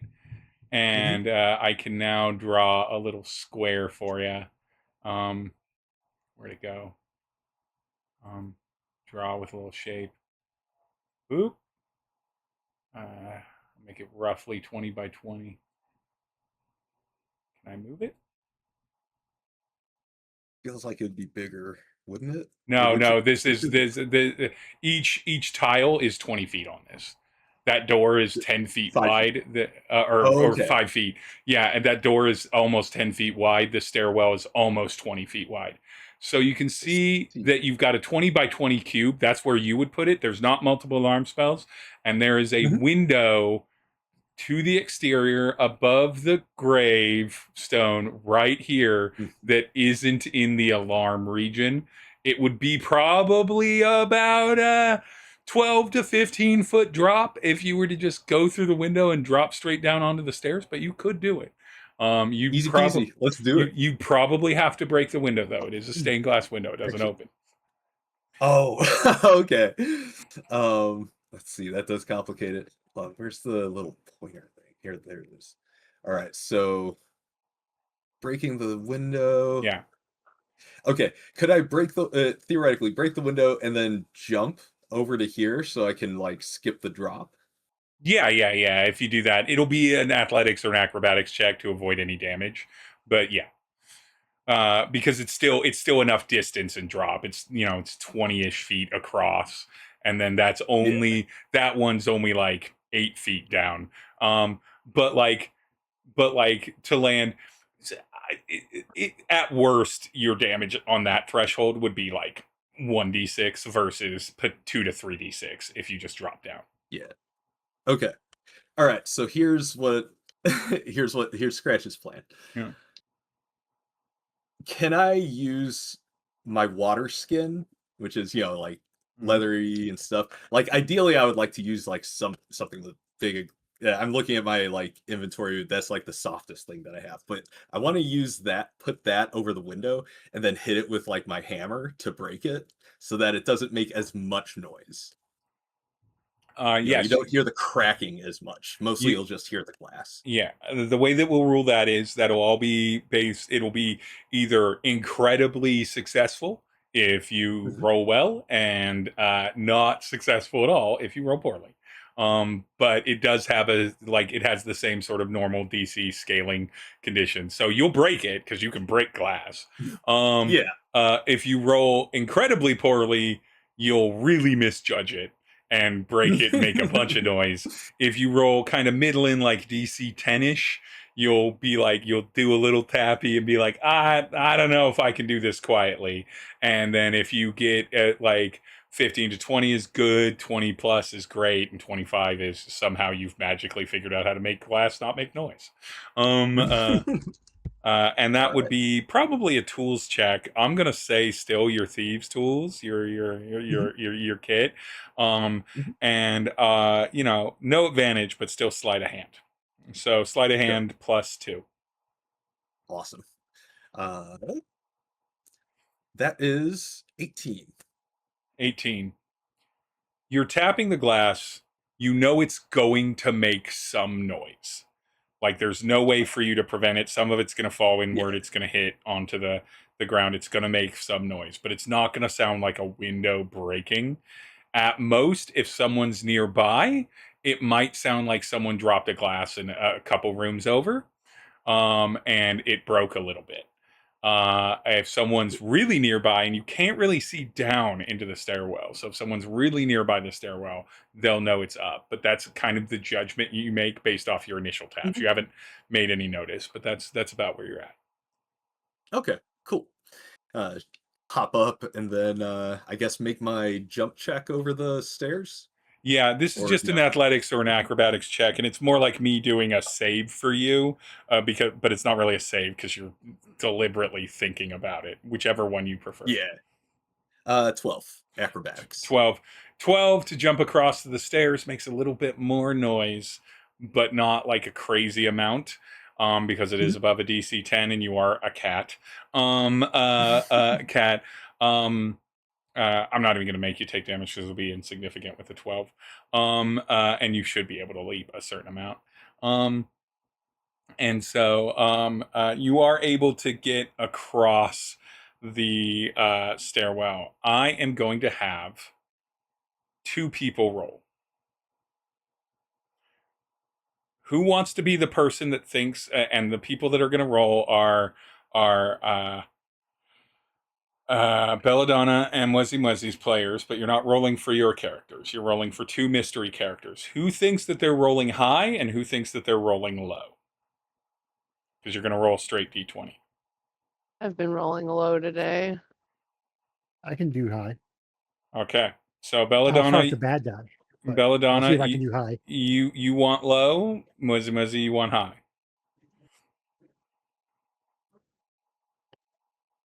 Real quick while they're rolling. I didn't narrate it, but I did update them like one last time, like, hey, I'm going in. Yeah, that makes So sense. they know what's happening. Yeah. I rolled a nat 1. 17. Beautiful. 13. Okay. Nice. Nat 1 is the best roll that could have happened. Belladonna was I'm very rolling sleepy. for Mother Lucia to notice any noises. Mother Lucia got a nat 1, so Mother Lucia does not notice anything and has already returned to a different part of the church that is not this, and not even near this. So you're fine. No worries about Mother Lucia catching you. A 13. 17. 17. Oh, with a 17. Scratch, you land in. You've made it into this church. You give that moment of pause, see if you hear anything, hear anybody coming and everything like that. And then you begin to creep down the stairwell, I assume? Yeah. Just hop over the banister and then just start, but not really even creeping, like sort of creeping. I'm going slowly, trying to be stealthy and stuff. But you're a cat. But You're moving cat style. I'm right? a cat, so doing a cat style where it's just like, I'm about my own business. I'm doing cat things. If I see anybody basically like ignoring them cat style, if they like start coming towards me, just kind of like moving away from them quickly, but not like running. Just like, I don't want you. Scratch. And since you're in this, if you were to zoom out of the map and then pan the map over for you, you'll get a little preview of this. Triple Aaron. you'll see that there's Aha, another map okay. on that scene that right now you Yep. can kind of see a stairwell and a couple of lit up hallways. And that's should be all you can roughly see of that map. Is that correct? Relatively. And Yep. there's a couple symbols on it too, but Yeah. uh But yeah, I only see what like would reasonably be uncovered yeah. coming down the stairs. And so you come down the stairs to kind of an empty stairwell and a hallway. You don't see anything immediately in the hallway at the base of the stairs. You see that one wall is like shored up with a handful of boxes with no thing, and then there's a door across from you that is closed. And to the uh, uh, far opposite side, to the left side, as you're coming down the stairs, overview of this map, you see a hall coming down. You see two statues at the end of one side of the hall. That's kind of up toward the top, and then you see the hallway going down has several doors opening into several rooms to it, and everything. And Okay. you hear a familiar voice.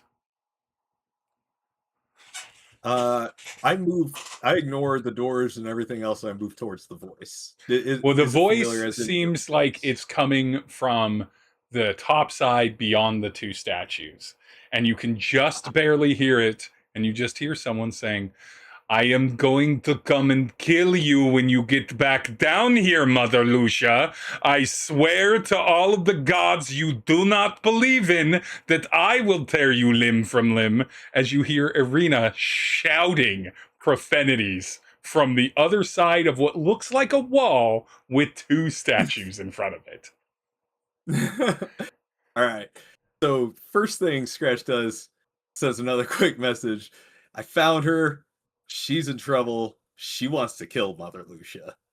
And then also, and I update them like, yo, actually, no, I think I already told you where I went in and how. So you know that part. And about the alarm spell. So yeah, just like I'm gonna follow up on this. I don't know what the hell I'm gonna do. Yeah. But yeah, so we're gonna yeah. Yeah.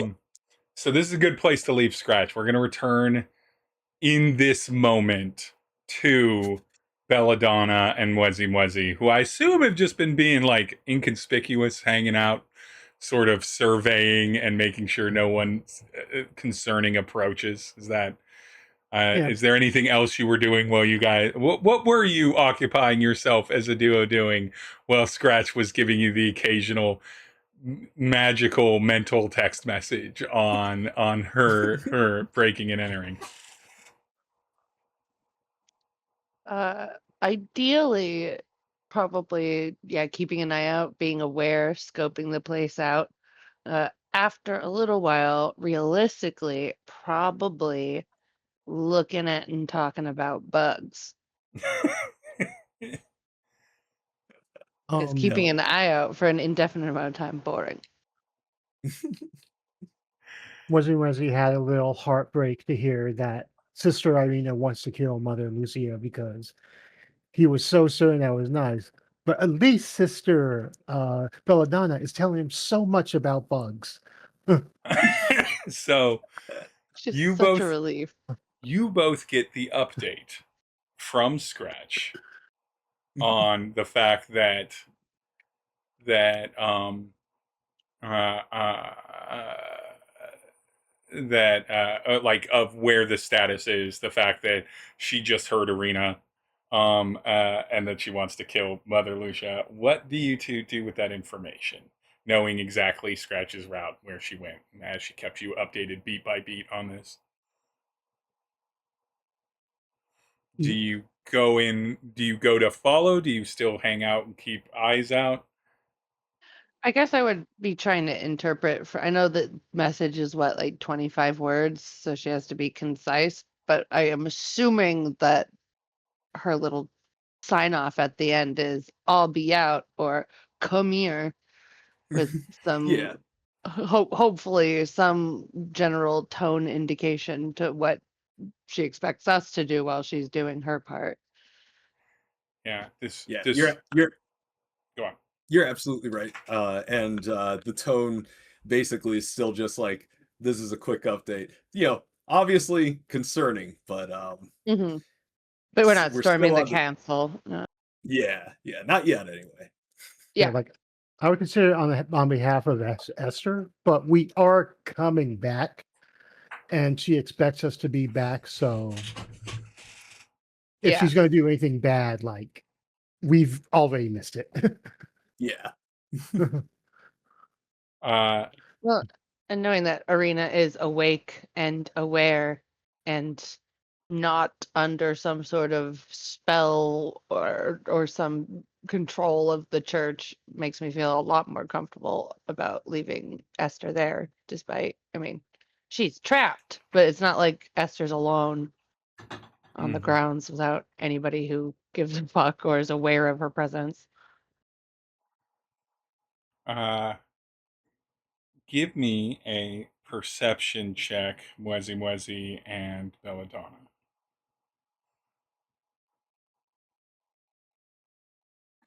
Hell's 7 again, another 7. Damn. If only this was a roll under system, you'd be killing it this session. 90-20. Yeah. I'm getting all- 90-20. A 7 and Nice. a natty 20. Belladonna into the bugs. Like once the message is relayed and communicated, it's like check, sign off, waiting for update. Anyway, bugs. Mwezi-Mwezi, listening attentively, but eyes out. Would you say that you all are still on the, like, you don't have to be like right out the front door of the church, but would you say that you all are still on the church grounds, or have you decided to stay just outside of church grounds?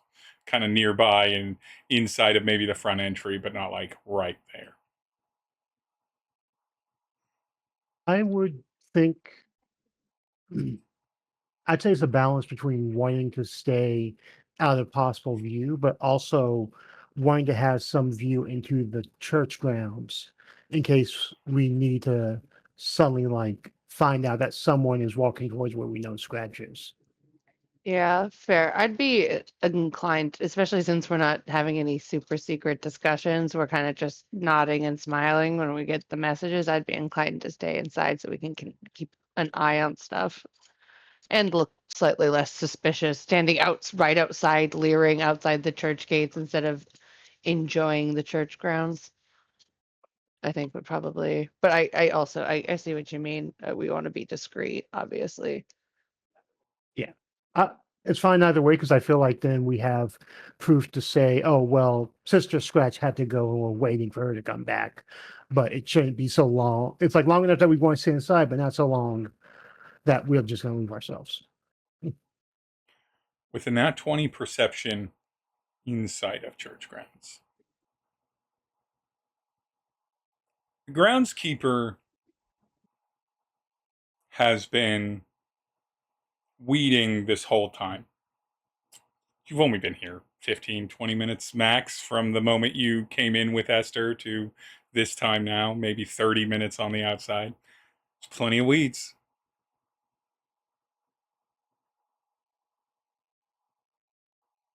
Honest question from Mwezi-Mwezi.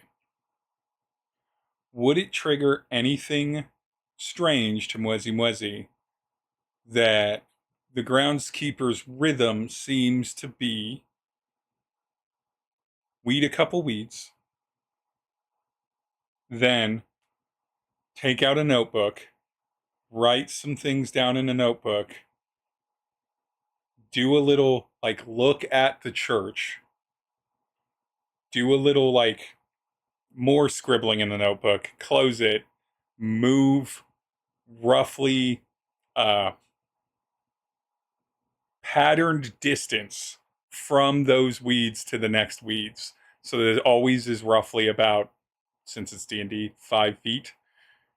Skipping over some weeds to get to other weeds. And then doing the same thing where they look up, look around, write some things down, and then do that. Would it trigger strange to Mwezi-Mwezi to see someone doing that? Yes, that seems because it brings the church into focus as like he's considering something else. So even if it's not anything devious, it does seem like the type of thing I would point out to Belladonna, look, he's spying on the church. Every now, just watch. He has a lethal. You're muted. Yeah, Belladonna would kind of nod casually and then, yeah, start to glance over periodically, cast my gaze around, make it not super obvious. Like I'm fucking staring him down, but be aware of his being aware of stuff and also try to be aware of whether or not he becomes aware of my being aware of his awareness. What's best for you, Belladonna? Perception, investigator, insight? Or are they all the same? Yeah, all the same. Although technically I have proficiency in investigation. Which gets it up But to it's where you're investigating inside our yeah, because my wisdom and intelligence are different. What about history? Same? Nope, 0 in history. Okay, not history. Belladonna. Belladonna. Most of my high stats here are the charisma skills. Warlock. Yep. Give me, because this is related to yours, give me investigate, perception, whatever you want. It's all going to be the same information, and since they are the same. But give me a roll with advantage.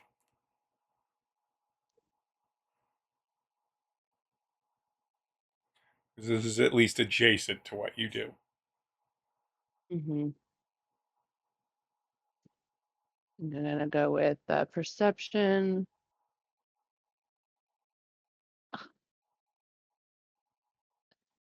That's gonna be 18. The other roll was another fucking 7. Jesus. 7's all the way down. Belladonna. Well, you're watching this person, and you are pretty confident they're not watching you back. They seem pretty engrossed in their work. For someone that's so engrossed in their work and that is actively gardening, man, other than maybe around the arms on the shirt, like right at the wrists,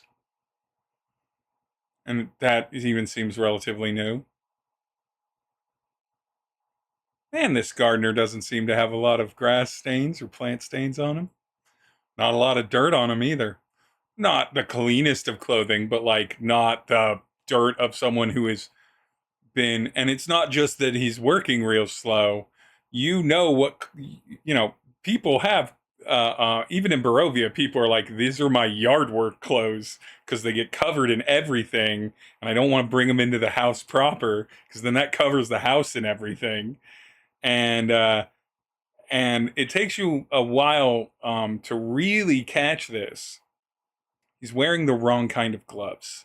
If you're grabbing at weeds and bushes, and especially in a place like Barovia, you need to be worried about thorns all the time. There are invasive plant species that there are endless buildings in Barovia that are covered in thorny plants that make them more haunting. Mystically isolated land, still full of invasive species. So many blackberries. Only invasive God species. introduces them to make things worse. He finds the worst thing to think of. Blackberries, but blackberries that are never fully in season, so you can get them underripe or overripe, but never ripe. Just we call them blockberries. With an 18 over time, you recognize that this man he's either brand fucking new and an adult man who somehow is being hired to garden and has no idea how to garden and maybe started a day or two ago, or with the behaviors that Mwezi-Mwezi has observed that you can now see with that, he is probably still brand new, not a gardener, and here to do something else that requires deep analysis of the church grounds. Noted. I will keep that under my hat for the time being, but relay it when we're all. When you're all together. Mm-hmm. When Back to bugs. the conversation that never fully leaves bugs just is less dense about the bugs. Well, brain is split operating. I feel like maybe Belladonna tries to communicate the gist of what she is observing through bug euphemisms, and it's not working for Nope. one ratio or another of Mwezi-Mwezi being pretty literal and Belladonna's metaphors being very weird. These are not like bugs I know. Scratch. And I don't know very Such much about strange bugs. bugs that all do espionage. I've never heard of bugs that do espionage. I do not think bugs have spice.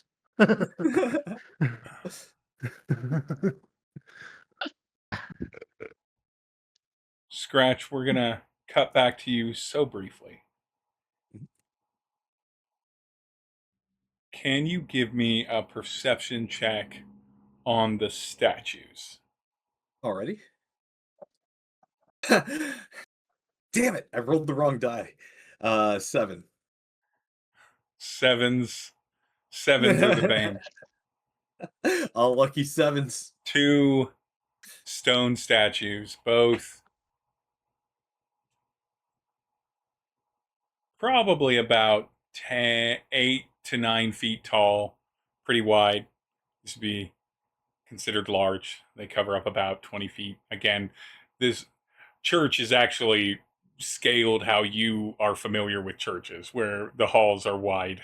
The things is not an old wooden church. It's an old cathedral style church, which means everything is 20 feet instead of 10.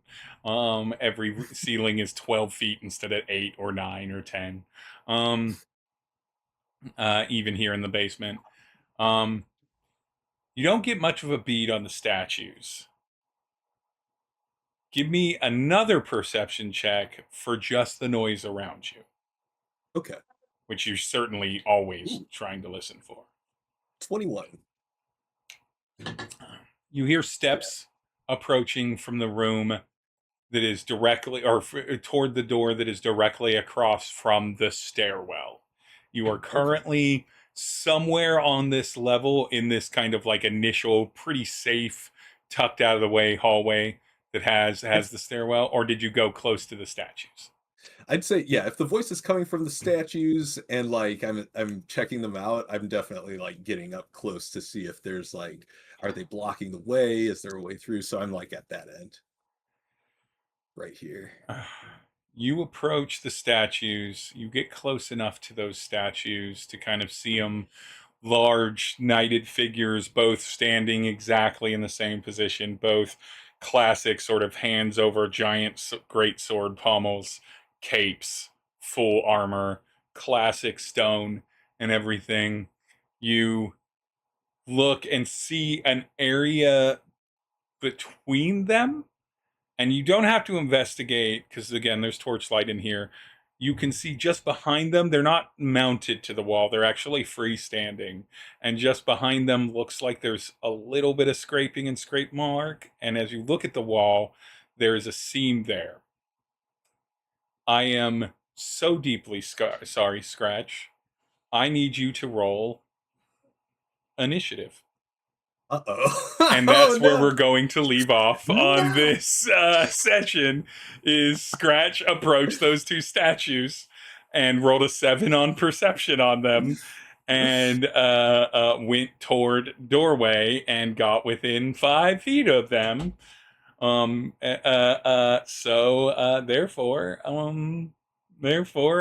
that's where we'll start off next time, is Scratch. Are they attacking me? They aren't like immediately, there's not like you get close enough and pop, arm comes out or anything, otherwise I would have made you roll a save. Initiative means you're going to see something begin to happen, and then they might attack you if you do not run away very quickly and get out, depending on where your initiative roll is. It'll just depend. Yeah. But running quickly, I got it. But until then, that is the end of our little adventure here in Barovia with the church and the sleeping Esther, who is somewhere, and the locked up arena, who is behind statues in a hallway, and uh, a suspicious gardener, and a lot of bugs. On next session, homework. You don't have to do a 10-minute essay on insects, but I will require one bug fact at least from Belladonna, at least to give us a bug fact. And that will be the new thing: is every time you mention that Belladonna broadly is talking about bugs and insects, you are giving yourself a bug fact per those moments. To do, you can have some in the chamber, you can get them next session. I'm not going to be too strict with it, but it's a new requirement. Okay, it's a new I requirement, got it. mostly because I'm up to I that. want bug facts, but I want to do absolutely nothing to do them, and we'll see if I remember this next week. You know what? We're going to start weird with this one, just because we don't have Sunfye on this one. We're going to start. Belladonna, where can people find you on the internet or in life? Well, now apparently looking up bug facts. Bug facts.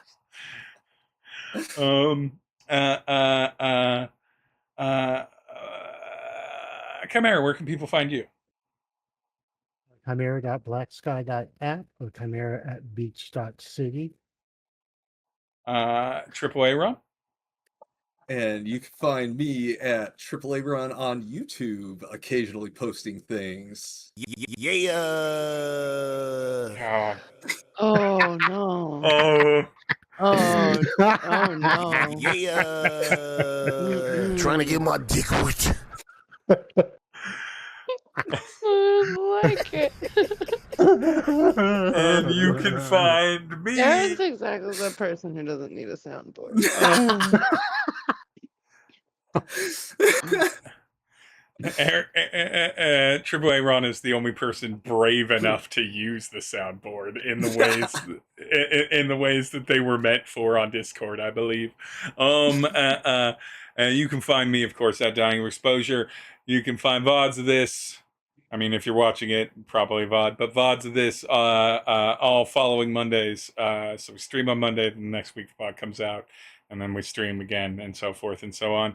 And we will probably be back, I assume, next week. We will still be without Sunfye. You can find Sunfye at Sunfire D&D on the TikToks. All of you have a wonderful night, and we'll get into the business of this next time in Curse of Strahd. I'm so excited. Bye, everyone. Bye.